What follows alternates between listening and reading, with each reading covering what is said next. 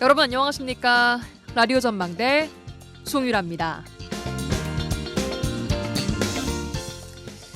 시간이 참 빠릅니다. 12.3 불법 비상계엄이 선포된 지 1년이 됐는데요.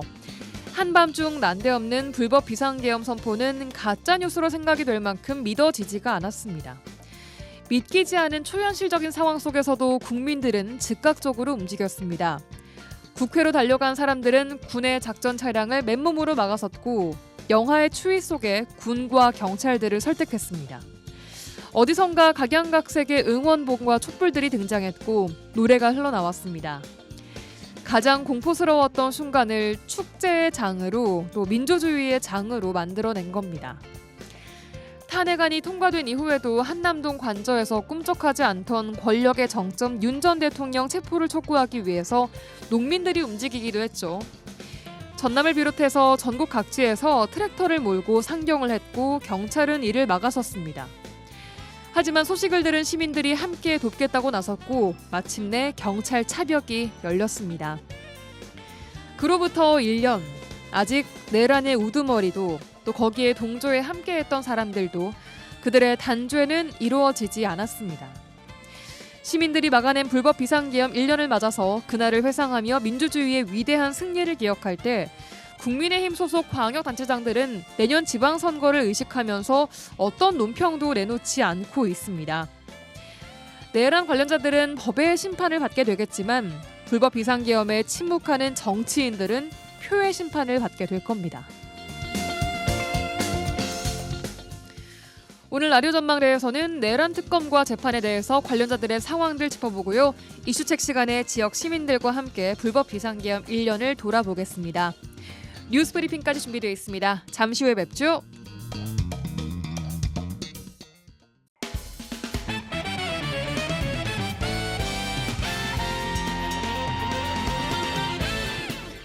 라디오 전망대 12월 3일 수요일 순서 출발합니다. 지역 뉴스부터 정리해보죠. 뉴스 브리핑 GBS 뉴스의 차범준 국장 전화 연결돼 있습니다. 나와 계십니까? 네, 안녕하세요. 네, 안녕하세요. 자, 오늘 지역 소식 순천부터 가보겠습니다. 순천시 의회가 12월 1일부터 9일까지 지금 시 집행부에 대한 행정사무감사를 진행을 하고 있는데요. 시민단체들이 행위적 모니터단을 구성해서 의회 행정사무감사를 참관하면서 의정활동에 대한 평가를 진행하고 있다고요? 네, 시민들이 직접 참여하는 순천 행위적 모니터 연대가 순천시 의회의 행정사무감사 상황과 현장 사무감사에 동행하며 의원들의 의정활동을 평가하고 있습니다. 예. 순천 경제정의 실천연합과 순천 언론협동조합, 순천 환경운동연합, 순천 38 여성회, 순천 YMCA와 YWCA, 전남 동부지역사회연구소 등이 참여하는 이 행위적 모니터단은 사무감사가 시작된 지난 12월 1일부터 5일까지 모니터를 진행하게 됩니다. 예. 이 모니터단은 시민들과 함께 행정자치위원회와 도시건설위원회, 문화경제위원회 회의를 이 온라인 생중계로 방청하는 방식으로 행정사무감사를 지켜보고 또 의원들의 행정사무감사 현장 방문도 동행하게 됩니다. 이 모니터링에 참여하는 시민들은 우선 행정사무감사에 임하는 시의원들을 대상으로 주민 대표성 30점, 전문성 60점, 정성평가 10점으로 평가를 하게 됩니다. 네. 이 모니터단은 의원들의 의정활동과 함께 피감기관인 순천시 집행부에 대해서도 이 답변의 자세나 내용, 또 올해 추진된 사업의 타당성이나 경과, 예산 등에 대한 평가를 진행하는데 이 모니터 연대는 모니터 단원의 평가를 종합한 뒤에 그 결과를 공개적으로 발표하게 됩니다. 네, 주민들이 시의회 행정사무감사 전체를 지켜보고 평가하겠다. 어찌 보면 좀 당연한 걸 수도 있는데 순천시와 시의회에서 이거 안 된다. 비공개로 진행할 수도 있다라는 식의 의사를 밝혀서 또 비판이 나오기도 했죠. 네, 순천 행위적 모니터 연대는 행정사무감사를 앞두고 순천시 집행부와 시의회가 사무감사 자료를 비공개로 하고 의원들의 현장 방문을 비공개로 역시 진행할 수 있다는 입장을 내자 비판의 입장을 보였습니다. 네. 이 모니터단은 행정정보의 투명한 공개와 시민 참여 보장을 제도화할 수 있는 장치를 마련해야 한다며 순천시와 시의회가 행정사무감사 자료를 공개해야 한다고 촉구했는데 이 모니터단은 국민 주권을 강조하는 시대에 순천시 의회의 의정 활동이 오히려 후퇴하고 있다고 비판했습니다. 네. 이 논란 끝에 지난 1일 순천시 의회 행정사무감사 현장 방문 일정에 이 시민 모니터단이 참여하게 됐는데요. 이 모니터단은 도시건설위원회의 현장 방문 일정인 신청사 건립사업과 신대 소하천 정비사업, 종합스포츠파크 조성사업 등에 동행해 의정활동을 평가했습니다. 예. 지역 일부에서는 시민들의 의정활동 감시에 대한 접근성을 보장할 수 있는 조례 개정의 필요성도 함께 거론되고 있습니다. 네, 당연히 누군가 감시를 한다고 하면 불편할 수는 있겠습니다만 우리가 살아가는 시의 행정 아니겠습니까? 잘하고 계시다면 당당하게 이만큼 우리 잘하고 있다 이런 걸 보여주는 기회로 삼으면 되지 않을까 싶은 생각도 듭니다. 다음은 여수 소식입니다. 여수 지역 학생들의 원거리 통학 문제를 해결하기 위해 중학교 재배치 논의가 나오고 있는데 시작부터 원도심 지역 주민들이 반발하고 있다고요? 네, 여수 지역 인구가 빠르게 신도심으로 옮겨가고 있지만 학교 시설은 이를 따라가지 못하면서 원거리 통학을 해야 하는 학생들의 불편이 가중되고 있는 가운데 여수시 교육지원청이 중학교에 대한 재배치 논의를 본격화하고 있습니다. 예. 여수시 교육지원청은 최근 여수시 중앙동에 소재한 여수 아리울중학교의 재배치 관련 공청회를 열고 지역 중학교 재배치에 대한 의견 수렴에 나섰습니다.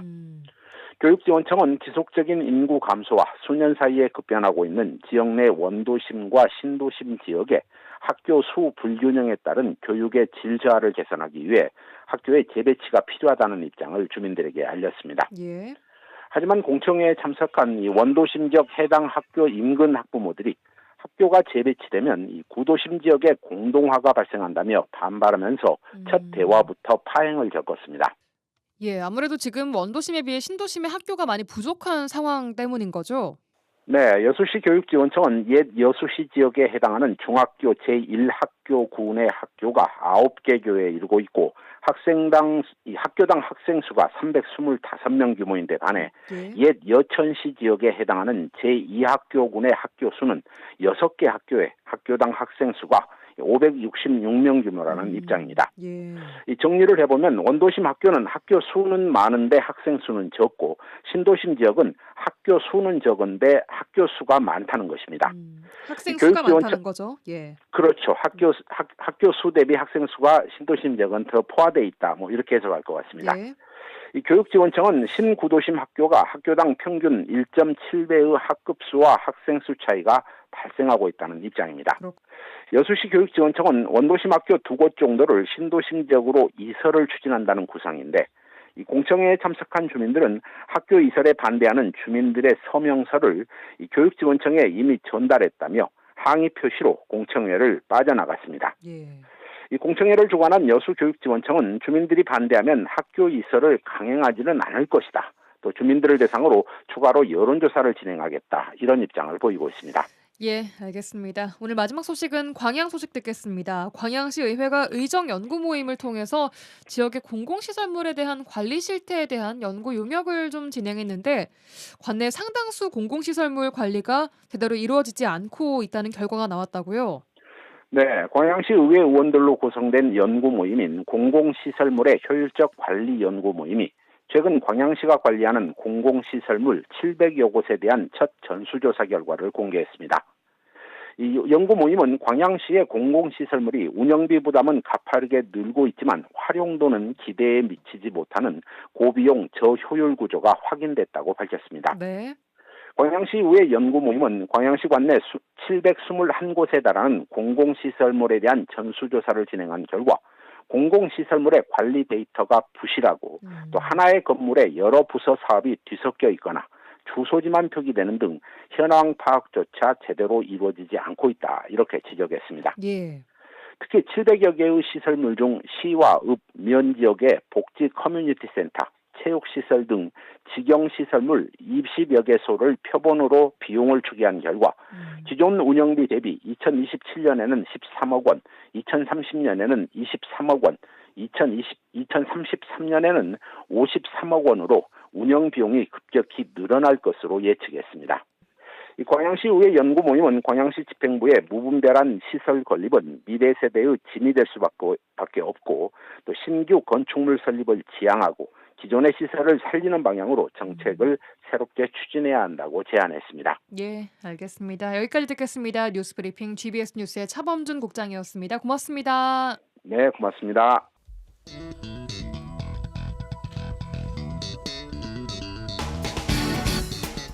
내 생각만 옳은 것은 아니다. 이런 주장도 있다. 이슈를 바라보는 눈을 키워드립니다. 라디오 전망대 라전 법정 시간입니다. 오늘도 이결아 송하진 두 분 부부 변호사와 함께합니다. 어서 오십시오. 네, 안녕하세요. 안녕하세요. 네, 안녕하세요.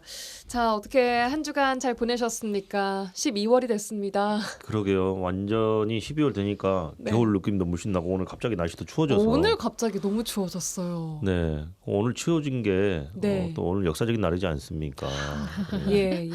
참, 네. 음. 그래서 더 추워진 것이 아닌가 하는 생각도 들고. 그러게요. 참 말씀하신 것처럼 그 오늘 이 날이 네, 1년 전의 기억이 아주 좀 새록새록합니다. 그렇죠? 그렇죠. 오늘 딱 12.3 비상계엄 선포된 지가 1년 됐는데 어떻게 한 1년간 어떻게 보내신 것 같으세요? 지난 1년의 소회를 좀 들어볼까요? 이결아 변호사님 먼저. 일단은 참 시간이 빨리 지나간 것 같은데 또 좀 안타까운 거는 아직도 뭔가 이렇게 정확하게 어떤 누가 책임을 지고 이런 모습은 아직 없어서 네. 좀 답답하기도 하고 이제 그래도 뭐 우리 국민들이 열심히 뭐 살아온 것 같은데요. 네. 어떻게 이제 좀 많이 더 안정화가 됐으면 하는 마음이 크죠. 예. 네. 송 변호사님께서도 그 예. 1년 전 오늘의 기억 네. 사실 좀- 뭐 다시 기억하고 싶지조차 않을 정도로 굉장히 공포스러웠던 그런 맞아요. 기억이 나요. 저희 아들도 초등학생인데 TV를 보다가 막 울고 그랬거든요. 막 그 군인들이 국회에 쳐들어가고 막 그러니까. 그래서 뭐 굉장히 아픈 기억으로 있고 저 개인적으로도 그렇지만 대부분의 모든 국민들이 좀 많이 충격을 받으셨을 거예요. 근데 1년이라는 시간이 벌써 지나갔다라는 거 생각하면 시간이 참 빠르구나 하다가도 1년이면 또 어떻게 보면 또 꽤 긴 시간이거든요. 근데 그 그렇죠. 시간 동안 많은 변화들이 있긴 했습니다. 뭐 예. 대통령이 탄핵이 되고 그리고 새로운 선거를 통해서 정권이 교체가 되고 뭐 예. 이런 변화들이 있었습니다만은 여전히 아직도 내란과 관련된 이야기들 그리고 재판들이 진행되고 있는 상황들 그래서 정리가 완전히 다 되지 않고 마무리가 되지 않은 그런 상황들이 지속되고 있는 것들 참 저 스스로도 그렇지만 많은 국민들이나 일반 시민들이 이런 이야기를 많이 해요. 정말 피로감을 느낍니다. 내란이라는 그럼요. 이야기에 대해서 이런 것들이 좀 조속히 빨리 정리가 됐으면 하는 그런 바람입니다. 예. 네. 기억에 남는 게 12월 3일 그 작년에는 화요일이었어요. 그래서 그 다음 날 라전 법정 이제 코너를 맞습니다. 이미 예. 저희는 그 기존 원고가 다 나와 있고 방송 네. 준비는 다 하셨을 테고 다른 내용으로 그때 어떤 내용인지 기억도 안 납니다. 맞아요. 그런데 이제 밤에 그런 일이 터지는 바람에 이제 막 전면이 막 밤새도록 수정을 하고 또 작가님도 그렇고 저희 제작진 모두가 좀 두 분을 포함해서 네네. 좀 정신없이 보냈던 혼란의 하루였던 것 같은데 그날 그랬었죠. 기억이 또 새록새록 납니다. 네, 저도 네. 그때 맡은 지 얼마 안 됐던 터라 네. 그때 더 힘들었던 것 같은데 어떻게 1년이 지나갔는지 모르겠다는 말씀을 좀 두 분 앞에서 이렇게 넋두리를 네네. 좀 해보고요. 자, 말씀하신 것처럼 아직까지 정리가 다 된 상황이 아닙니다. 현재는 12.3 비상계엄 헌법상 요건과 절차를 모두 위반한 위헌, 위법, 불법 비상계엄이라고 판단을 했고요. 결국 윤석열 전 대통령 파면까지 이어졌습니다. 지금은 윤 전 대통령을 포함한 관련자들이 특검의 조사를 받고 있는데 적용된 혐의도 다양합니다. 자, 오늘은 12.3 불법 비상계엄 1년을 맞아서 화제의 판결 없이 관련자들의 재판 내용들부터 하나씩 살펴보는 시간 가져보도록 하겠습니다. 자, 가장 먼저 일단 여러 재판이 진행이 되고 또 특검이 활동을 하고 있는데 오늘 구속 여부 결정이 나면서 종일 뉴스를 좀 뜨겁게 달구고 있는 국민의힘 추경호 의원 이야기부터 해봐야 될 것 같습니다. 자, 어제 오후부터 총 9시간에 걸친 구속 전 피의자 신문을 진행한 뒤 오늘 새벽에 추 의원에 대한 구속영장이 기각이 네. 됐습니다. 네. 재판부의 입장부터 좀 정리를 해 주실까요? 우선 재판부에서는 그 기각을 하면서 그 사유를 혐의나 법리에 관하여 다툼의 여지가 있고 예.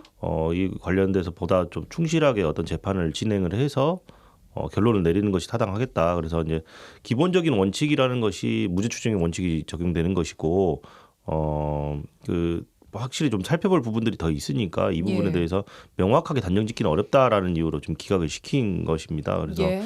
뭐 국민의힘 입장에서는 그 내란몰이의 정체가 드디어 발각되었다 뭐 이런 입장이고 뭐 민주당 측에서는 반대로 뭐 한덕수 전 저기 국무총리 같은 경우에도 기각이 됐지만 재판 받을 사람은 재판 받게 돼 있다 뭐 이런 입장이고 좀 이렇게 갈라지고 있는 거죠. 그렇습니다. 또 들어보니까 재판부에서는 이 피의자가 불구속 상태에서 변호인의 조력을 받으면서 방어권을 행사할 필요가 있고 또 이 증거인멸 우려가 있다고 보기 어렵다. 네, 뭐 이렇게 맞습니다. 밝혔더라고요. 뭐 지금까지 나온 어떤 수사 상황이나 그 이제 수사에 임하는 뭐 피고인의 태도라든지, 그러니까 이제 피해자의 태도라든지 뭐 이런 거 다 예. 고려했을 때 예. 특검에서는 이제 구속의 필요성이 있다, 이제 증거 인멸할 우려가 있다라고 했지만 예. 이제 영장을 전담 그 재판부는 이제 그러한 어떤 구속의 필요성이 인정되지 않는다라고 본 것이죠. 예. 예. 앞서 이 특검은 추경호 의원에 대해서 어떤 혐의를 적용해서 구속영장을 청구를 했던 건가요? 추경호 전 국민의힘 원내대표는 그 비상계엄 선포 당시에 이제 국회 비상계엄 해제 표결을 방해했다. 이게 왜 중요하냐면 이렇게 대통령이 비상계엄을 선포하는 거 대통령의 권한이죠. 하지만 이제 국회의원들이 이제 국회에 모여서 이거는 계엄을 해제해야 된다라는 거를 통과시키게 되면 대통령은 또 이거를 해제해야 돼요. 그래서 어떻게 보면 그걸 저지할 수 있는 유일한 방법이었는데 네. 이때 이제 비상계엄 해제 표결을 방해했다라고 해서 이제 내란의 중요 임무에 종사한 혐의로 굉장한 중한 혐의로 이제 이렇게 구속영장이 청구가 됐었던 거죠. 예, 내란 중요 임무 종사 혐의, 이 혐의에 대해서는 잠시 후에 다시 좀 본격적으로 이야기를 나눠보도록 하고요. 이제 특검팀은 앞으로 추가 조사나 좀 추가 구속영장 청구가 이루어집니까? 어떻습니까? 추가 구속영장을 청구할 것 같지는 않아 보이고요. 왜냐하면 예. 이제 조사 기간이 안 기간도 남아서 그렇고 뭐 지금 입장으로는 뭐 이제 법원에 뭐 존중은 하지만 뭐 수긍할 수 없다 뭐 맞아요. 이런 입장 밝히시긴 했는데 예.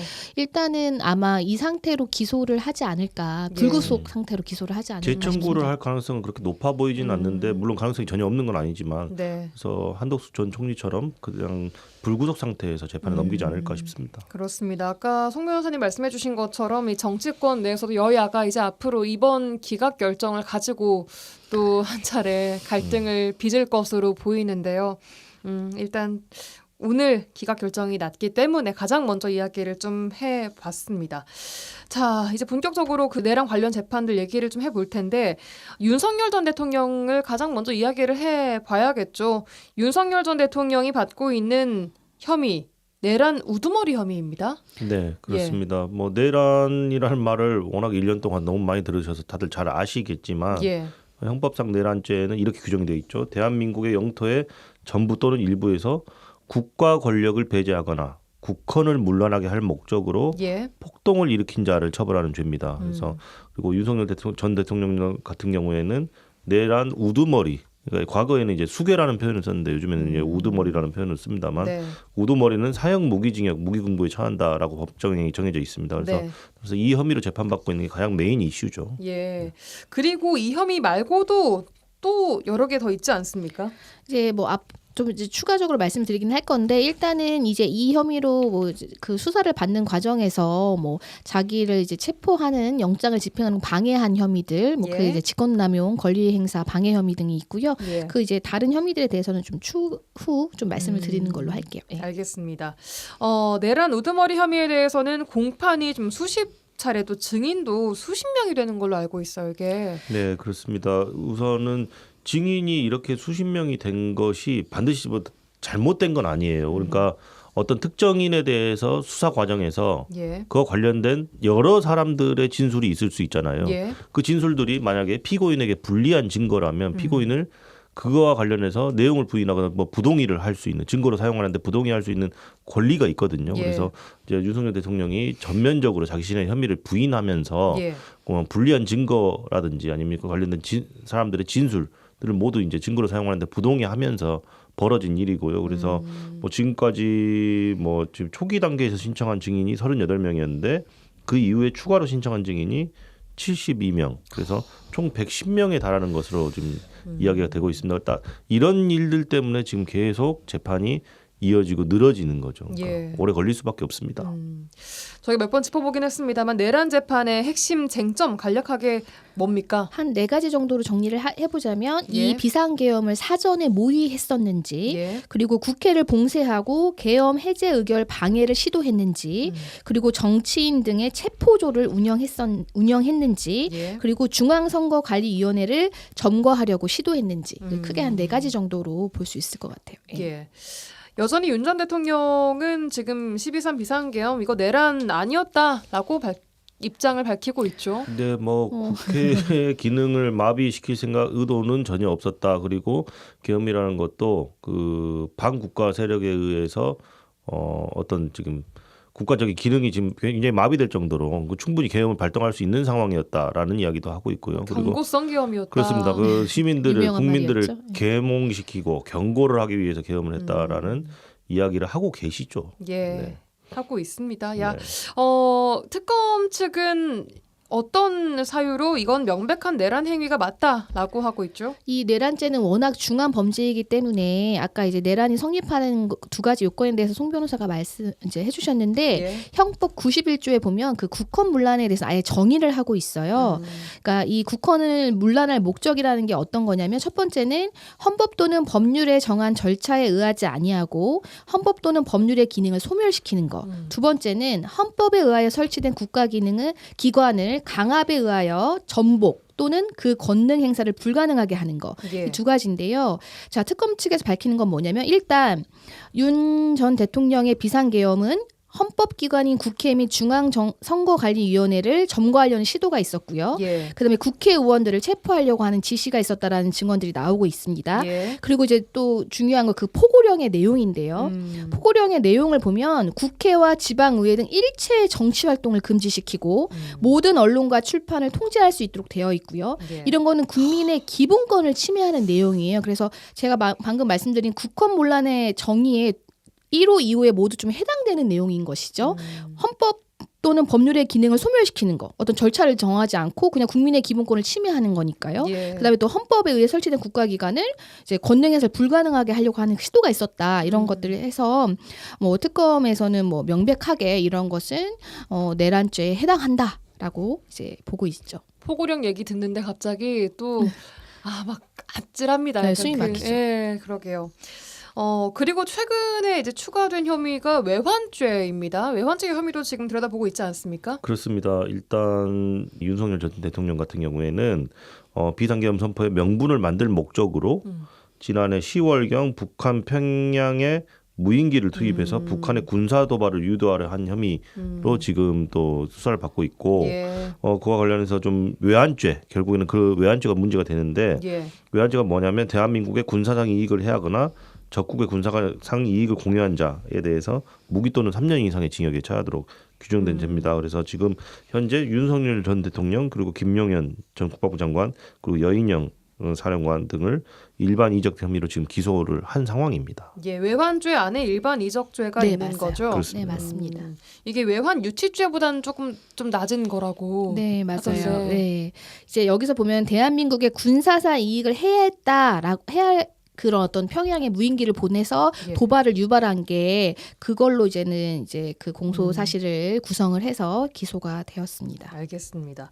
자, 지금 윤 전 대통령의 구속 기간이 얼마 남지 않았습니다. 예, 지금 이제 다음 달 18일에 이제 구속 기한이 만료가 돼요. 그래서 내년 1월 이제 18일. 네, 예. 또 이제 내란 혐의에 대한 선고를 받기 전에 풀려날 수 있는 거 아니냐라는 이제 지적이 많이 나왔는데 예. 아까 이제 앞서 말씀드린 그 외환 혐의로 이제 기소가 되어서 이제 추가 구속을 이제 요청한 상태고 예. 이에 대해서 이제 이 사건을 배당받은 해당 재판부가 지난 1일이죠. 1일에 이제 올 그 23일 이제 12월 23일에 이 추가 구속 여부 결정하겠다라고 이제 기일을 지정했습니다. 예. 그래서 이제 이날 어떤 결정이 있지 않을까 싶습니다. 알겠습니다. 재판 마무리는 그럼 이게 언제쯤 될 걸로 지금 보입니까? 이제 뭐 우리가 특정 판사의 이름을 참 거론하는 게 쉽지 않은 일인데 판사요. 예. 네, 지기현 부장판사가 이 지금 내란의 큰 줄기를 맡고 있는데요. 그 재판부에 이제 윤 전 대통령뿐만 아니라 김용현 전 국방부 장관, 그 다음에 조지호 이제 경찰청장 검찰청장에 대한 이런 내란 혐의를 다 맡고 있어요. 그래서 예. 이 사건들을 원래는 이제 늦어도 뭐 이제 그 종결을 시키기로 했는데 이제 네. 뭐 늦어지면서 이제 한 내년 2월에는 선고를 할 것으로 예상이 되고 있습니다. 예, 뭐 이런 뭐 또 지 부장판사가 내년 2월에 법관 정기 인사 그렇죠. 대상이어서 그 전에 네. 뭐 해야 된다 이런 그 전에 판결 안 하면 네. 법관들이 바뀔 거 아닙니까? 예. 그러면 그 다시 심리를 그러니까요. 해야 돼요. 다시 변론해야 됩니다. 그러게요. 2월 안에 이게 모든 게 날 수 있을지 좀 예. 지켜봐야 될 것 같고요. 저희 잠깐 광고 듣고 와서 이어가도록 하죠. 라디오 전망대 라전 법정 함께하고 있습니다. 스튜디오에 이거라 송하진 변호사 나와 계시고요. 내란 관련 재판 이야기 쭉 하고 있습니다. 윤석열 전 대통령 그리고 오늘 구속영장 기각이 된 추경호 전 원내대표 이야기를 먼저 얘기를 나눠봤고 이어서는 김용현 전 국방장관 얘기를 해보겠습니다. 윤 전 대통령이 위법하고 불법적인 비상계엄을 선포하기까지 군 관련자들과 사전 모의가 있었다라는 증언 정황들이 좀 나왔습니다. 우선 김용현 전 국방장관에게 적용된 혐의는 뭡니까? 윤석열 전 대통령에게 적용됐던 것은 내란 우두머리 혐의였고요. 예. 김명현 전 국방장관에 대해서는 내란 중요 임무 종사 혐의가 적용됐습니다. 그래서 내란이라는 행위 자체는 뭐 아까 설명드린 것과 같고 여기서 이제 내란죄에서 그 담당한 역할을 가지고 이제 예. 구분을 해서 지금 처벌을 하는데요. 예. 우두머리 같은 경우는 사형 무기징역 무기금고 그리고 중요 임무 종사자는 사형 무기 또는 5년 이상의 징역이나 금고 그리고 부하 수행하거나 단순히 폭동에 관여한 자는 5년 이하의 징역이나 금고인데요. 그래서 지금 김용현 전 국방장관에게는 중요 임무 종사 혐의가 지금 적용돼 있습니다. 그러니까 형법은 이 내란죄 가담자들을 크게 우두머리 또 중요 임무 종사 또 단순 가담 이런 그렇죠. 식으로 나눠서 좀 구분해 맞습니다. 처벌을 네네. 하고 있는데 김용현 전 장관의 핵심 이 혐의는 내란 중요 임무 종사다. 네. 이게 아까 추경호 의원한테도 적용됐던 거 맞아요. 아닙니까? 맞습니다. 일단 그 전에 당시 그 민간인 신분이었던 전 정보사령관 노상원 씨가 함께 있었던 그 CCTV 자료가 공개되기도 했는데 노상원 씨도 이거 같은 혐의인 겁니까? 이것도 같은 혐의인 네, 겁니까? 맞습니다. 이제 노 전 사령관 같은 경우에는 민간인 신분임에도 불구하고 예. 김 전 국방부 장관과 내란을 또 사전에 모의하였을 뿐만 아니라 중요 임무에 종사한 혐의로 지금 마찬가지로 지기현 부장판사 그 같은 재판부에서 이 사건을 이제 심리하고 있습니다. 예. 그렇다면 특검을 통해서 지금까지 혐의에 대해서 밝혀진 내용들 간략하게 어떤 것들이 있을까요? 일단은 이제 김 전 국방부 장관이 민간인인 이 노상원 씨를 통해서 뭐 이런 어떤 사전에 내란 자체를 모의하고 그 다음에 이제 그 실제로 실행에 옮기고 이제 그 역할을 이제 분담을 해가지고요. 그래서 예. 그런 부분들 그 과정에서 윤 전 대통령이 이제 우두머리로서 뭐 그런 뭐 국회의원을 체포하라고 직접 지시를 하는 등 예. 이제 이런 것들이 이제 관련자들의 진술을 통해서도 예. 뭐 당사자들은 부인을 하나 속속들이 밝혀지고 있습니다. 그래서 예. 알겠습니다. 김용현 전 장관의 혐의가 지금 이 내란 중요 임무 종사 혐의 그리고 또 다른 것들도 지금 되어 있지 않습니까? 보니까 뭐 위계 공무집행방해 또 일반 이적까지 아까 그 네네, 맞아요. 윤 전 대통령에게 했던 외환죄. 그렇습니다. 외환죄까지 같이 좀 혐의를 받고 있는데 아까 추경호 전 원내대표 말고 또 이 내란 중요 임무 종사 혐의를 받고 있는 사람도 누가 있습니까? 일단 한덕수 전 국무총리 있고요. 그다음에 예. 이상민 전 행정안전부 장관, 예. 그다음에 이제 두 차례나 구속영장 청구가 기각됐던 박성재 전 법무부 장관도 이와 같은 혐의로 지금 이제 수사 대상입니다. 그렇군요. 자, 이 최근에 김용현 전 장관의 변호인들이 법정에서 좀 소란을 예. 피우고 재판장을 좀 조롱하면서 논란이 됐습니다. 네. 한숨을 크게 쉬셨는데 네. 이 감치 결정 이 관련해서도 이야기를 좀 해주시죠.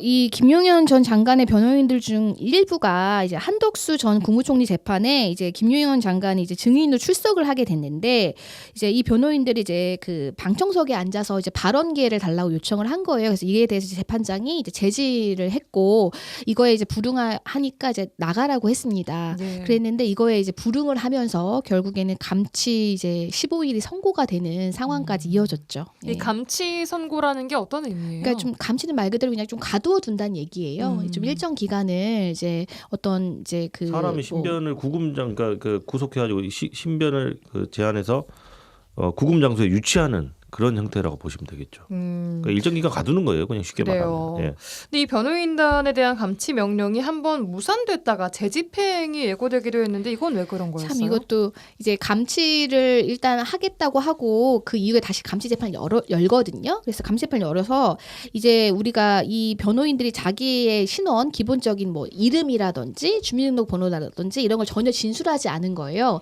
그래서 어쨌든 재판장은 15일을 선고했고 이걸 이제 집행을 하는 것은 서울구치소인데 예. 서울구치소에서는 이 사람들의 신원이 특정되지 않았다라는 이유로 수용을 거부합니다. 그래서 일단은 석방이 된 거고요. 예. 이제 그 이후에 이제 해당 재판부는 이 이제 해당 변호인들의 신원을 특정해서 재집행을 예고한 거죠. 그러니까 감치 명령 자체가 없어진 것은 아니고 집행이 지금 잠깐 멈춘 상태라고 이해하시면 되겠죠. 이런 행동들 김용현 전 장관한테 불리한 거 아니에요? 일단 FM대로 말씀드리자면 다른 예. 재판에 가서 속칭 이제 변호인들이 다른 재판에 가서 깽판을 놓은 경우인데 김용현 전 장관 재판에도 좋을 게 없을 것 같은데. 좋을 게 당연히 없겠죠. 그러니까 예. 일반적인 변호사라면 의뢰인의 이익을 위해서라도 이런 행동 절대 못 해요. 근데 뭐 이 사람들은 더 이상 물러설 곳이 없다라고 생각을 해서 그런 것인지 뭔지 모르겠지만 일반 상식적으로 이제 판단을 하시면 될 것 같습니다. 예, 알겠습니다. 김용현 전 장관에 대해서 지금 이어지고 있는 재판 이야기를 좀 해봤고요. 다음은 이제 한덕수 전 국무총리입니다. 자, 한덕수 전 국무총리 윤석열 전 대통령의 재판에 출석해서 증언을 계속해서 좀 거부했던 모습이 기억이 나는데 한 전 총리도 그때 재판 중이다라는 이유 때문이었습니다. 어떤 혐의로 재판을 받고 있습니까? 한 전 총리는? 애초에 이제 내란 특검팀은 한덕수 전 국무총리에 대해서는 내란 방조 혐의로 먼저 기소를 했었습니다. 방조. 네, 그러니까 아까 뭐 내란 중요 임무 종사 혐의가 아니라 예. 방조 혐의로 했는데요. 예. 이때 이제 해당 재판부가 이제 권고를 좀 한 거죠. 내란 우두머리 방조 혐의가 인정되지 않을 경우를 대비해서 내란 중요 임무 종사 혐의도 이제 판단해 달라고 이제 이렇게 이제 공소장을 변경한 상태여서 예. 지금 이제 한 전 총리에 대해 국무총리에 대해서도 내란 방조 및 이제 내란 우두머리 그 중요 임무 종사 혐의까지도 이제 적용된 상태입니다. 예. 그 당시 한 전 총리가 재판에서 증언을 좀 거부하면서 언급했던 조항이 형사소송법 제148조였습니다. 네.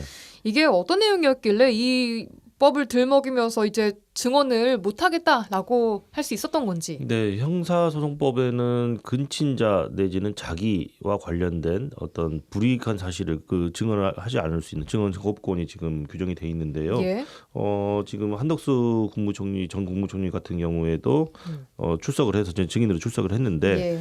2026년 1월 21일에 선고가 예정돼 있다. 형사재판이 나에 대한 형사재판 선고가 예정돼 있는데 내 재판에 영향을 줄 우려가 있다라는 이유로 증언을 거부하겠다라고 했는데 이 증언이 그렇습니다. 그러니까 여기서 말하는 내용이 다른 재판에 내가 지금 현재 받고 있는 재판에 영향을 줄 수 있다라는 이유로 증언을 거부했고 그리고 지금 재판 중이 아니더라도 향후에도 재판을 받게 될 가능성이 있는 내용이 있을 수 있잖아요. 나의 예. 범죄 행위를 실토하게 되는 예. 그런 내용이라면 그래서 그런 일정한 경우에는 증언을 거부할 수 있도록 형사소송법상 규정이 마련되어 있는데 그 규정을 활용한 것입니다. 그렇군요. 자, 아까 내란 우두머리 방조 혐의를 이제 적용이 된 건데 어쨌든 그 자리에 계엄을 막았어야 할 책임이 있는 자리였음에도 맞습니다. 이걸 그냥 놔뒀다, 방조했다라는 거 아니겠습니까? 네, 맞습니다. 국정 2인자인 국무총리로서 대통령의 자의적인 권한 남용을 견제해야 할 의무가 있음에도 불구하고 이러한 불법 비상계엄 선포를 막지 않고 방조했고 이뿐만 아니라 계엄 선포문의 법률적인 결함을 보완하기 위해서 4호 선포문을 작성하고 이걸 또 폐기하게 한 혐의 등으로 봤을 때 이건 방조다. 방조, 뭐 중요 임무 종사 내지는 이제 방조다라고 이제 지금 이제 특검은 구성을 한 것이죠. 구성 예. 이 방조죄는 처벌은 어떻게 되는 거예요? 방조죄는 정범, 그러니까 원래 본 죄를 범한 사람에 비해서는 감경해서 적용하도록 돼 있으니까 예. 그 내란 우두머리죄의 방조 사형까지 혐의라면 갈 수 있는. 사형 무기 그리고 그랬으면 거기서 이제 감경해서 또 적용할 수 있게끔 그렇게 법이 규정돼 있습니다. 예. 최근 특검이 한덕수 전 국무총리에게 징역 15년을 네, 구형했어요. 맞습니다. 예. 그래서 이제 그런 부분들 그리고 이제 과거에 우리가 이 내란 사건과 관련돼서 구형되었던 것들을 또 참고했다고 했거든요. 그래서 예. 지금 15년을 구형한 상태입니다.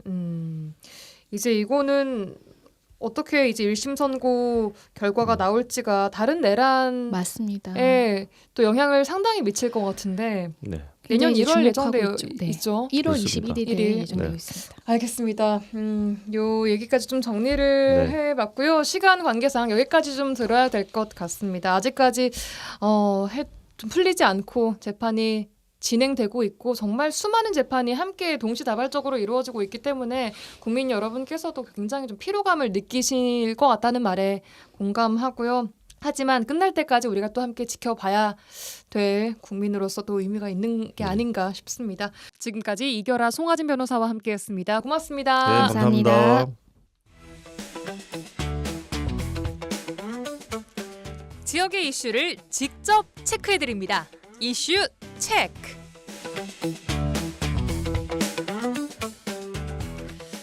네, 오랜만에 이슈 체커 김지현 리포터와 함께하겠습니다. 어서 오십시오. 안녕하세요. 김지연입니다. 네, 오랜만에 이슈 책으로 돌아오셨는데 네. 많은 분들이 김지현 리포터 그 목소리가 안 들려서 라전에서 뭔가 아무것도 안 하고 있는가 할 수 있겠지만 그 안단이 극장에서 네. 활약을 매주 하고 있습니다. 이나유. 네. 반갑습니다. 자, 오늘은 어떤 이슈 체크해 오셨습니까? 오늘의 이슈 체크. 계엄 1년 12월 3일 오늘 지역민들의 반응 체크해 봅니다. 네, 작년 오늘이죠. 12월 3일 밤 윤석열 전 대통령의 갑작스러운 계엄 선포에 국회는 물론이고 이 전국이 진짜 혼란에 빠졌습니다. 네. 불법 비상계엄 1년 전 그날 혹시 뭘 하고 계셨는지 기억나나요? 뭐 아까 제가 좀 전에 라전 법정 시간에 이야기를 또 했습니다만 그때 밤에 일단 다음날 방송이 제일 걱정이었던 것 같아요. 이거 맞아요. 어떡하나. 저희 단톡방이 막 불이 났죠. 그렇죠. 그리고 제가 지금 TV로 보고 있는 저 장면이 실제 그 생방송 라이브가 맞나? 너무 뭐 현실감이 없었어요. 현실감이 없어서 네. 믿어지지가 않고 가짜 뉴스가 아닌가 이런 생각밖에 안 들었던 것 같습니다. 네. 라디오 전망대에 매일마다 특집이었던 것 같아요. 그러게 말입니다. 네, 맞습니다. 바빴죠. 이렇게 네, 1년이 한밤중 지났습니다. 정말 기습적이었어요. 음. 대통령 담화가 발표됐다는 것 자체가 기습적이었는데 온 국민이 뭐 주무시고 계셨던 분들도 있었고요. 밤잠을 잊고 가슴이 저리는 그런 순간이었습니다. 이제 1년이 벌써 지났지만 계엄군의 진입과 대치, 그때 당시 긴박한 순간의 기억이 여전히 기억하시는 분들이 많고요. 또 남녀노소 가릴 것 없이 시민들의 충격과 혼란을 경험했다고 말하고 있습니다. 시민들의 이야기 들어보시죠. 이건 있을 수가 없는 일이지. 있을 수가 없는 일이라. 계엄이란 것은. 계엄은 실패하게 되면 딱 죽어야 돼. 성공을 하면 계엄 우두머리가 이제 총칼 놔들고 있는 거고, 그건 국가 비상사태가 되실 때 만약에 예를 들어서 북한군이 내려왔다든가 이럴 때 계엄이 서는 것이지. 군대 당한 사람이 무슨 놈의 계엄을 한다고 건방짓는지 그럴 거예요. 이게 나 개인적으로는 항상 그런 말을 많이 해요. 거짓말을 했는데 집에 와서 보니까 뉴스에 나오더라고. 진짜 내가 69년생이니까 5.18을 잘 몰랐는데 고등학교 3학년 때 내가 그 생생하게 8.6 항쟁 때 그때 이제 소식을 많이 들었거든요. 12.12 사태 이런 것도 다 알게 됐으니까. 자고 일어났는데 계엄이 있었다 그러더라고요. 그래서 깜짝 놀랐죠. 이런 세상에 그런 일이 있었나?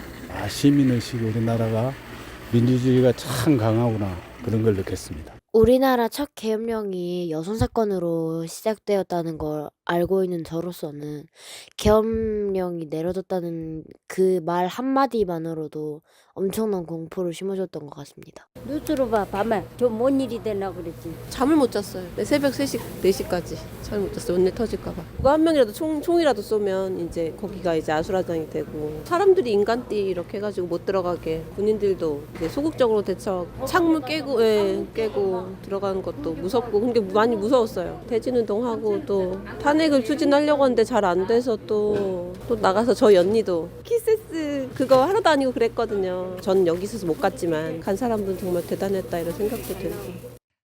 네, 그날 밤에 아찔했던 그 상황들 그리고 그 이후에 어떻게 우리가 지내왔었는지까지 이야기를 좀 들어봤는데요. 지난 1년간 있었던 일들을 좀 간략하게 정리를 해볼까요? 12월 3일 계엄 선포 이후에 이제 국회에서 계엄 해제 요구안이 3시간 만에 통과됐습니다. 제1야당인 민주당에서 즉각 대통령 탄핵을 추진했고 윤 전 대통령 여당 일각의 질서 있는 퇴진 요구를 거부했습니다. 결국 두 자릿수 국민의힘 의원들의 협조에 의해서 계엄 11일 만에 탄핵안이 통과됐는데요.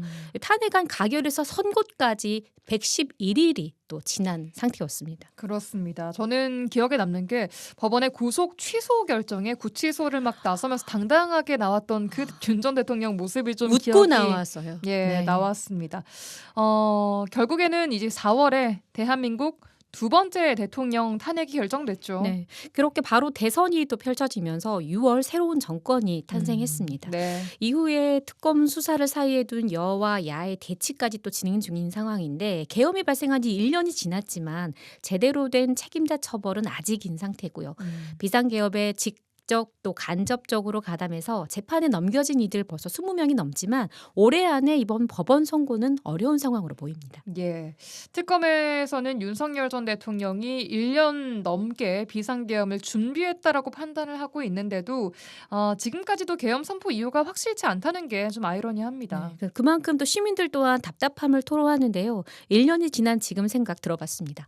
만약에 그 계엄이 됐으면 우리나라가 큰일이 났겠구나 하고 회복력이 강하고 아주 지금은 만족하고 있습니다. 자신의 진영을 위해서 주장을 펼치고 있고 자기가 믿고 싶은 대로 믿으면서 어떤 게 사실인지에 대해서 판단하기보다는 그냥 다른 당이 싫어서 하는 그러한 집회나 그런 모임들이 너무 많은 것 같아서 좀 보기 안타깝고 방송에서 막 그렇게 얘기하는 것보다 인터넷이나 이렇게 사람 유튜브나 이런 데서 얘기하는 걸 더 많이 찾아보게 되고 또 그게 진짠지 또 확인해보고 원래 집무실에서 나와서 이제 그 가야 되는 때도 안 나오고 계속 버텼잖아요. 또 그럴 때 법적으로 뭐가 문제가 되는지 막 그런 게 나오면 또 인터넷을 막 찾아보고 막 진짜 공부를 많이 했던 것 같아요. 다 같이 공부하는 시간이지 않았을까 싶어요. 1년 동안 이거 언론의 처리를 못하는 것이 너무 아쉬워. 오늘이 딱 1년 아니라고? 그러면 때려부려야 되는데 지금까지 질질 꽂고 있어. 그거이 너무 그 뒤에 말은 많은 분들이 다 이제 공감하실 것 같습니다. 네. 답답함을 토로하고 계신 거죠. 네. 그래도 아까 말씀 주신 것처럼 진짜 공부도 많이 하고 네. 거의 반법 전문가가 됐다고 할 수 있을 만큼 관심이 컸던 것만큼 나라는 좀 강해졌던 것 같습니다. 네, 뉴스를 바라보는 시각 자체가 또 달라지고 있으니까 더 관심 있게 그러니까요. 보시더라고요. 맞아요. 네, 대통령도 오늘 특별 성명을 발표를 했는데 빛의 혁명이 시작된 지 1년이 되었다 이런 표현을 또 했죠. 반면에 이 국민의힘 의원들이 오늘 결국 사과와 반성의 메시지를 좀 냈습니다. 네, 단체 맞습니다. 사과문 그리고 SNS를 통해서 말이죠. 네, 그 와중에 또 윤 전 대통령이 일본 유미우리 신문하고 서면 인터뷰를 진행했더라고요. 그래요. 네, 국민에게 알리기 위한 계엄이었다. 네, 국회를 무력화할 의도는 없었다. 이렇게 또 계엄 선포를 다시 또 정당화하는 의견을 내면서 한국 여론 좀 냉담한 편이다 이렇게 평가하고 있습니다. 네, 1년이 지난 이 시점에서 앞으로 좀 어떻게 해야 할까? 이것이 또 우리가 가장 중요하게 생각해야 될 부분이지 않을까 싶어요. 시민들은 이 앞으로 나아갈 방향 또 미래 어떻게 생각하고 있을까요? 또다시 이런 일이 일어나지 않도록 좀 제도화되고 무엇보다 안정화를 원하고 있습니다. 시민들의 목소리로 들어보시죠. 두고 바쁘려고 정치인이지만은 첫째는 국민을 위한 거 아니라고. 그러면 국민이 살기 편하게 만들어줘야 돼. 지금 당장 자기 당의 위기를 벗어나기 위해서 사람들한테 여론몰이를 하는 그런 행태에서 벗어나서 올바르게 국민을 위해서 일하는 그런 정치인들이 자신의 본연의 일로 돌아갔으면 좋겠습니다. 덕분에 이제 저희가 정권 교체가 빨리 돼서 생업을 할 때도 좀 안정된 느낌이 들긴 해요. 바닥 민심이 좋아지려면 일단 물가가 좀 안정돼가지고 좀 사람들이 돈 안심하고 좀 쓸 수 있게 돼야 되지 않을까 싶어요. 본인들이 받아야 될 죄값을 치러야 된다고 생각해요. 앞에서 모범이 돼야 될 사람이 그렇게 죄를 짓고도 그 법의 판결을 제대로 받지 않으면 누가 법을 지키려고 하겠어요. 사법부들 얼른 계엄 내린 사람들 싹 잡아들였으면 좋겠어. 빨리 되지는 않겠지만은 어찌됐든 대통령을 중심으로 서민들 경제 국민들 삶에 이제 더 전진하는 그런 나라가 되었으면 좋겠습니다.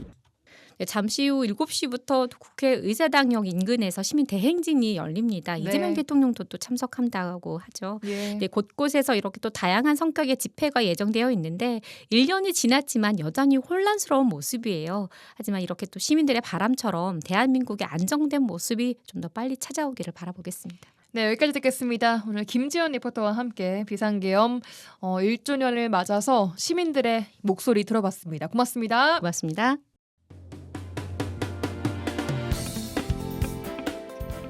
라디오 전망대가 12월 3일 수요일에 준비한 내용은 여기까지입니다. 저는 내일 돌아오겠습니다. 구성 이선화 연출 송유라였습니다. 고맙습니다.